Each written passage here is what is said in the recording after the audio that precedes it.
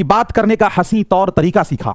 बात करने का हंसी तौर तरीका सीखा, हमने उर्दू के बहाने सलीका सीखा। बिहार में डिग्री कॉलेज हर प्रखंड में खुलने जा रहे हैं, लेकिन अफसोस की बात है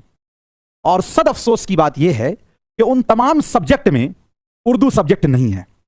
बिहार की जबकि दूसरी लैंग्वेज उर्दू है, लेकिन उर्दू सब्जेक्ट को ही उसका हक नहीं मिला है, उर्दू जबान को ही उसका हक नहीं मिला है। अब बहुत सारे लोगों ने ये नोटिस देखा भी होगा, बहुत सारे लोगों ने नहीं देखा होगा,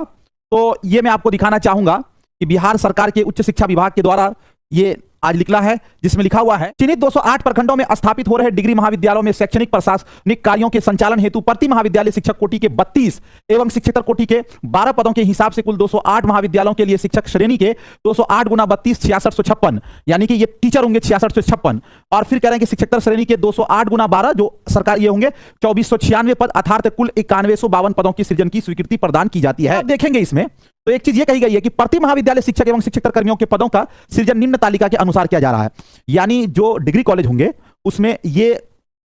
शिक्षक बहाल होंगे। अब इसमें आप देखिए, जैसे सबसे पहले कहा गया कि एक होंगे प्रधानाचार्य,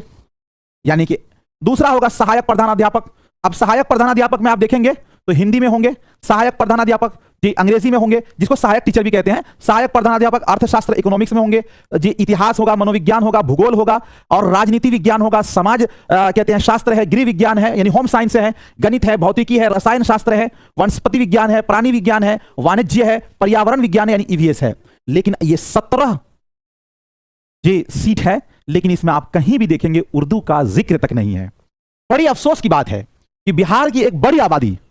उर्दू बोलती है। उर्दू को तभी उसका जायज मकाम मिलेगा जब इन डिग्री कॉलेज में जहां तमाम शिक्षकों की बहाली होगी, जहां तमाम प्रोफेसर की बहाली होगी, उसमें से एक सीट उर्दू के लिए भी होनी चाहिए। अगर ये जबान मिट गई तो बरसों पुरानी तहजीब खुद ब खुद खत्म हो जाएंगी। अगर हम अब भी न जागे तो ये ऐसा नुकसान होगा जिसकी तलाफी बहुत मुश्किल होगी।